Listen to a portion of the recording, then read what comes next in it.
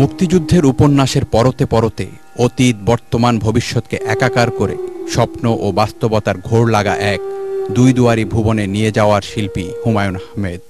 খান সাদের জব্বর ছবি।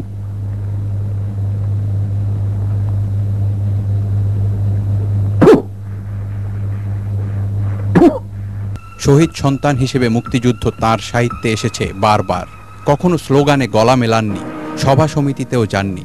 তারপরও তিনি সেই মানুষ যার নাটকে পাখির মুখে শুধু তুই রাজাকার শুনে মুক্তিযুদ্ধের চেতনায় আলোড়িত মুক্তিযুদ্ধ না দেখা প্রজন্ম।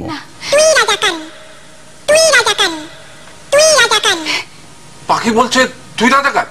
জি, কি অদ্ভুত তাই না? বহুব্রীহি উপন্যাসে হুমায়ুন আহমেদ তুই রাজাকার সংলাপটি দিয়ে সেই সময় আমার এখনো মনে আছে, খুব প্রবলভাবে আলোচিত হয়েছিলেন মুক্তিযুদ্ধ যারা দেখেনি সেই সব তরুণ ছেলে মেয়েদের মাঝে যারা মুক্তিযুদ্ধে রাজাকারদের বিচার দাবি করে, যুদ্ধাপরাধীদের বিচার দাবি করে।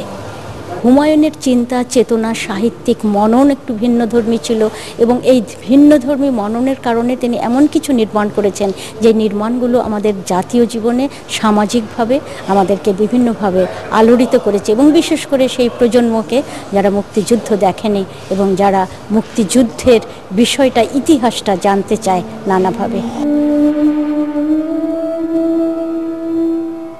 অনাড়ম্বর বর্ণনা ভঙ্গিতে পাঠককে গভীর ভালোবাসায় সাদা পাতায় কালো অক্ষরের মায়াবী জালে আবদ্ধ করেছেন হুমায়ুন। 1971, সৌরভ, আগুনের পরশমণি, মাতাল হাওয়া এবং জ্যোৎস্না ও জননীর গল্পের মতো উপন্যাসে মুক্তিযুদ্ধ এসেছে নানা আঙ্গিকে।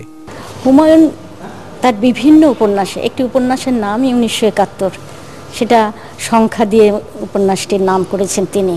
এটাও আমার কাছে একটু মুক্তিযুদ্ধকে বোঝার অন্য মাত্রা মনে হয়েছে সাহিত্যের ক্ষেত্রে এবং তার প্রেক্ষাপটগুলো ছিল নানা ধরনের বহুমুখী এবং এই প্রেক্ষাপটে তিনি মুক্তিযুদ্ধের নানা দিককে নিয়ে এসছেন যেগুলো আমাদের এই সময়ের ছেলে মেয়েদের জানার জন্য খুবই দরকার।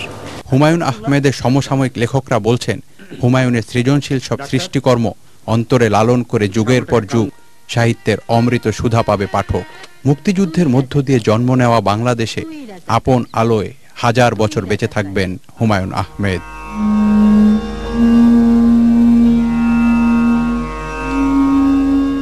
Rajib Das, channel I, Dhaka.